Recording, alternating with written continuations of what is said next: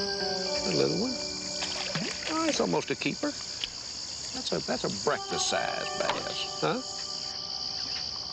Every day you spend up this river, up the Delta, the good Lord don't count that day against you. I believe that, sure enough. My mind's absolutely at ease when I'm up here.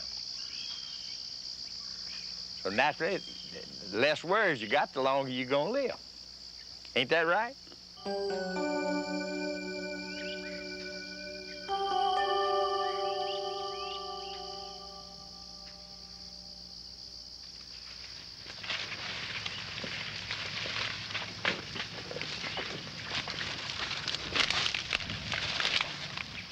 It's a beautiful spot, I tell you what. Hard to imagine you only, how far, Burnley? What's that? 20 minutes, 30 minutes from Mobile? 20.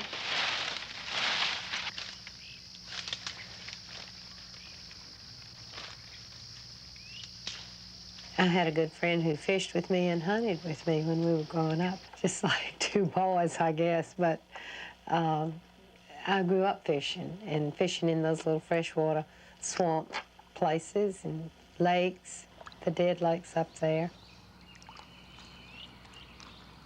We really have here a national treasure in the fact that we have some of the most beautiful land that you've ever seen, beautiful water systems that you've ever seen. We've got so much here that we can all enjoy forever. The Mobile-Tensaw Delta lies at the head of Mobile Bay, northeast of the city of Mobile.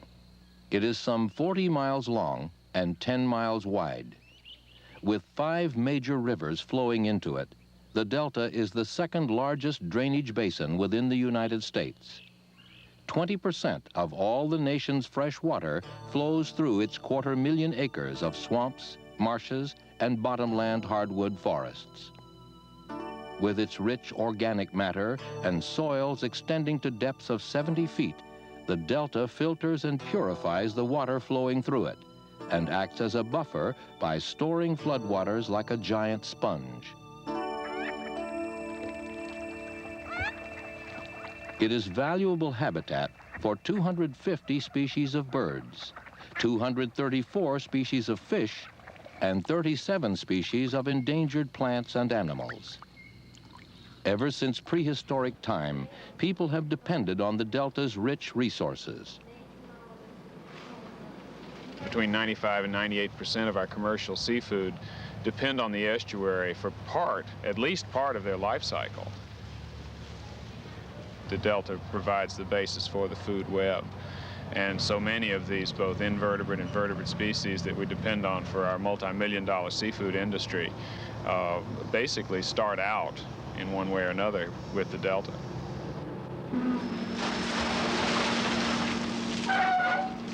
These shrimp are shipped all over the world. Mobile Bay white shrimp is one of the better known varieties there is and very high demand, excellent quality. We're going to ease up in here and look, see if we can't find some of the nursery ground of the shrimp. Shrimp, of course, is the backbone of the whole commercial industry. It's these estuaries like this right here where the shrimp come in their larva stage to mature before they return to the Gulf, the open waters where they're harvested.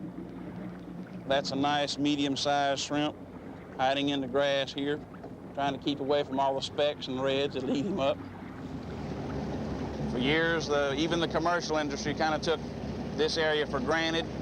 We just went out when shrimp season opened, when they got large enough to catch, and started catching our shrimp. And we just assumed it would always be that way. But we've come to realize ourselves that the habitat is so crucial to our industry. Water makes the difference. It makes our economic base a little bit different. It makes our culture a little bit different. It is the difference.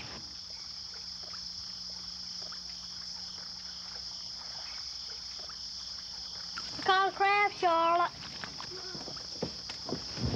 These estuaries, this bay, these rivers, these streams, this sets us aside from other places in the United States. How far is the Tom Bigby straight across here now? Oh, 10 miles. 10 miles, and about 35 miles they'll come together, and that's what we think of as the beginning of the delta. This will be the upper reaches and just tremendously fertile land, and that's one of the hardwoods here.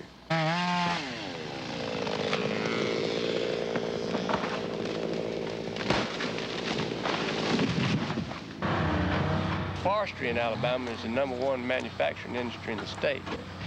In the 4-county area here, last year or the year before, contributed $650 million to the area economy. For every dollar that this landowner is getting paid for his timber, 12 more dollars accrue to the economy. That is the folks that are sawing the timber down, manufacturing the lumber, selling the lumber. And so trees have a multiplier effect of 12. About 13,000 people, I believe, in the 4-county areas on the lower river system here depend on forest products industry for their employment. Without the Delta, you don't have your shrimping, you don't have your crabbing, you don't have your restaurants, you don't have your commercial fishing, you don't have your sport fishing. Everything starts right here in the Delta. I'm from Atlanta and moved down here 5 years ago. I tell you, these guys really are spoiled in Mobile. Within 60 miles, you can see a black bear or a cougar or wild pigs and deer. North of here and 60 miles south, you can catch a blue marlin. I mean, it's beautiful what they've got going for it down here. Ducks, speckled trout, red snappers, just unbelievable.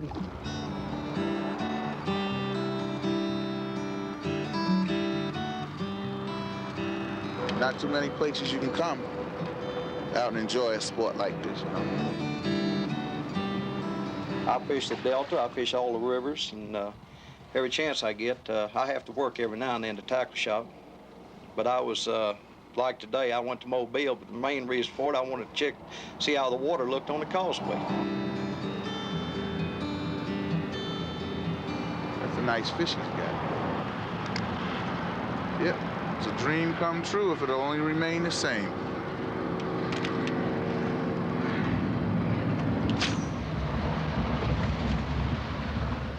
I've lived in Mobile all my life, and I had the impression of the Delta being seen from the highways and the bridges, etc.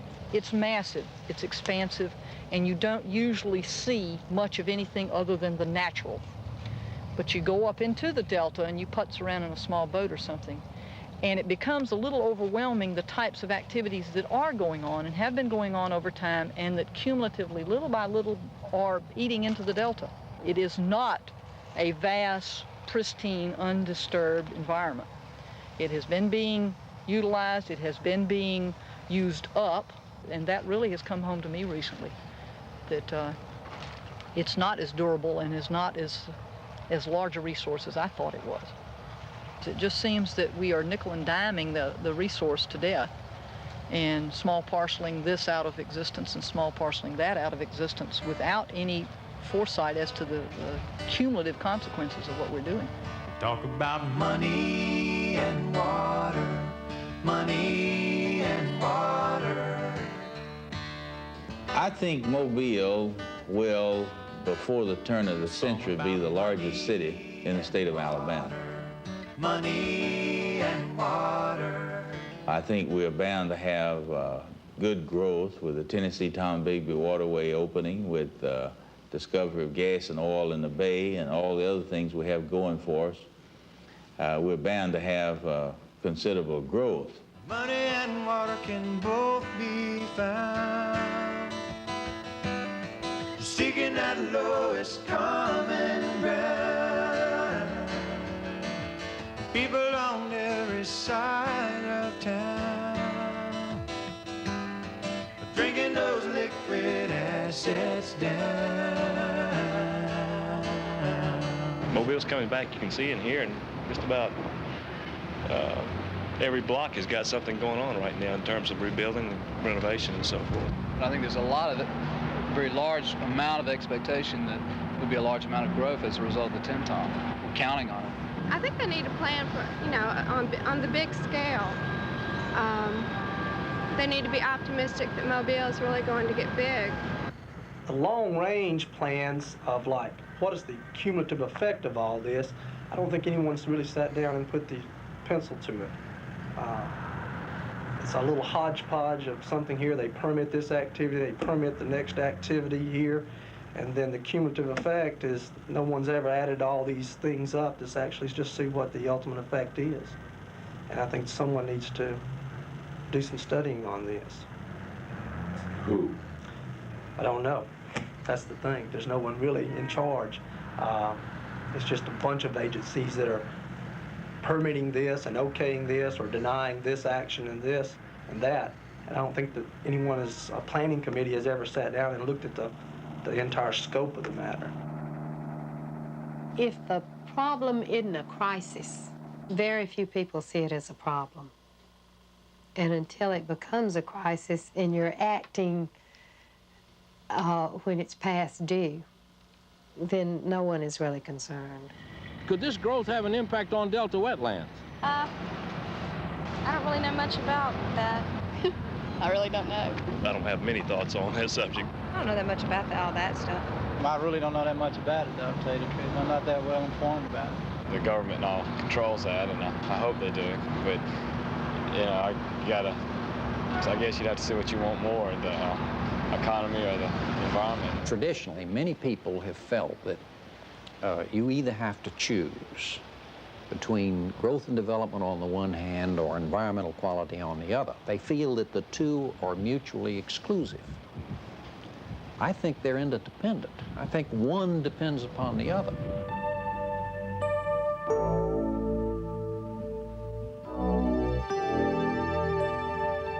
If in the quest for jobs and incomes, we pollute this bay, fill in these wetlands, drain these marshes, and degrade the quality of life here that we so depend on in the Mobile area, we're going to be in big trouble. We're not going to be what I would call very prosperous. They've destroyed that bay. That Polecat Bay, that was one of the prettiest bays we had. Look on your map. Can you find Polecat Bay? Is it on there? Yep. The north half of it is completely destroyed. From the old aluminum ore and the Corps of Engineers filled up. In my experience in this country, I don't think there is a system that is experiencing both the diversity and the intensity of resource demand that this bay estuarine ecosystem is. A natural ecosystem with physical and chemical and biological and geological components that absorbs a tremendous amount of strain. You might draw the analogy to the earthquake situation on the West Coast. And it is capable of absorbing a tremendous amount of this stress and then collapses essentially without warning. Since 1943, nearly 25,000 acres of delta and bay bottom have been lost to dredging and filling. Delta marshland has been reduced by 50%, with the destruction of almost 10,000 acres. That's half of the delta marshland gone. Within 2 years, permit applications have been made to dredge or fill another 1,380 acres. In addition, at least 130 million gallons of processed wastewater is discharged into the delta every day. At this rate of utilization, experts fear the collapse of the entire delta ecosystem within our lifetime. It often takes just about the complete loss of an area before people become concerned enough and vocal enough and active enough to try to save just the few remaining acres that exist in their natural state. It's a shame that it has to go that far before people realize what they have and what they have lost. There's less fish and less birds and less of all kind of wildlife than there used to be because there's less habitat. You know, we just don't simply have the marsh area that we used to have. If this, what we have left here, if it's destroyed, then there's not going to be any fish here. But not only that, there's not going to be any fish in the Gulf for the charter captains in the summertime to catch, because those fish show up simply to feed off the fish that are, you know, raised in the estuary areas. We're talking about these resources that are based on land, on estuary areas that are owned by people and by companies. It may be fine right now that, you know, all these people are not going to develop our delta, and it's going to continue as it is. But one day those hands may change, and the new people may feel different. And so, you know, the whole use may change. And the problem is when they do something up there, 20 miles north of here, to a marsh, it affects what's happening here. And not only here, it affects 30 miles down the coast and even in the Gulf. If we want to continue to have all this natural beauty and natural resource continue, we got to do something to preserve that land up there that's pretty much the base of all of it. 20 minutes from the Mobile Causeway, look off to the east, and you see nothing but marsh and trees. It's just like it would look if you were 1,000 miles into the marsh somewhere, in the wilderness. It's tough to put a value on how much it's worth in dollars and cents to come out here and take your son to catch his first redfish.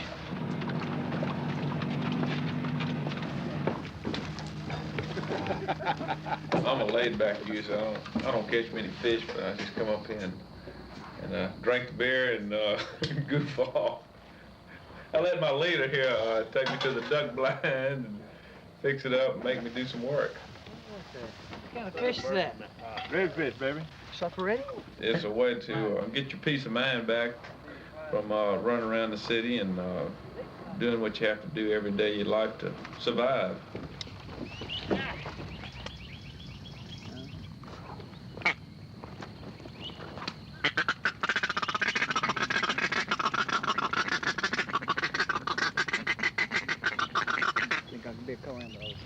You think they're going to come all the way? Yeah. Well, I haven't noticed that wood ducks decoy that well. Look down there. They kind of just know where they want to be and just sort of drop in there. Burnley usually helps them along a couple 100 pounds of corn. Here they come again. Woody. Good shot, buddy boy. Well, then I'm through. I can't do him better than that. Y'all shoot. Okay, now we've given him all the shots. You ready to get serious with it? And we saw pintails and we saw gadwalls and teal everywhere. I get emotional about it because it's something that you can't do otherwise. And this is home. And that means something. Only a sick bird fouls its nest. This is our nest. And we're not meaning to foul it. But if we don't take care of it, set it aside and protect it, it will be fouled piecemeal. Not by any grand design from commercial industrial interest, but it'll be filled in just the same, and it can't function as a system, and that's where the real shame of it all is. In Mobile County, our local leadership has never recognized that we've got to protect this delta. You know, if they thought about it, they realize that the recreational time that everybody that works in Mobile spends, much of it is spent in this delta. And yet our leaders in Mobile do nothing, practically, to protect it. And the state and federal agencies have all too often, as I said earlier, let piecemeal development take control in various areas. Somebody has to really be able to put everybody in a room and say, we're not going to come out of this room until we've drawn some lines and reached some agreements. It's unfortunate that we have to do battle every time that we end up trying to expand here or set aside an area there. There are encroachments daily on this area. We don't want to wake up 20 years from now and find out that what this valuable asset that we've sought to preserve has been eroded away. We've seen it too many times in too many other areas of the country. It just erodes away by little bits and pieces at a time. What we've done is put together basically in one tract 22,000 acres with the state's 4,000 acres that they have. We need to enlarge upon that. 22,000 acres is not a lot of land when you consider the population of this area and the extent that it's growing. But we're going to have to put it away. If we don't, we're going to lose everything we've got. And you take the water and the wildlife right away from the state of Alabama, and you're going to lose everything. And if you lose your wildlife, you're going to lose all your people, you know? If the air and the water isn't good enough for them, it's never going to be good enough for us. And I just think we ought to stop and reconsider our situation. and think of future generations. We need to recognize that this delta is endangered. This delta is threatened with extinction if we don't move, and move now.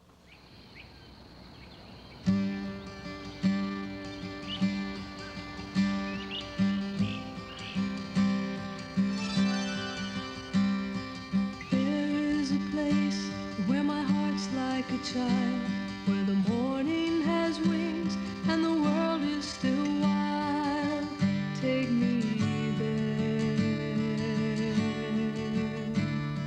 There is a place that I'm looking to find, where the days and the seasons are hidden from time. Take me there.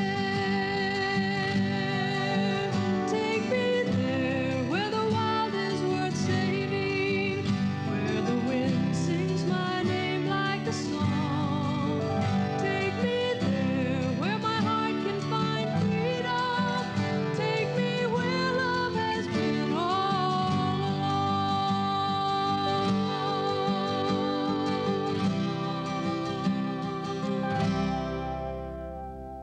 There is a place, I've heard that it's true, where the world's very old, but the morning is new. Take me there. There is a place, and it's not far from here, where the sounds of the city will all disappear. Take me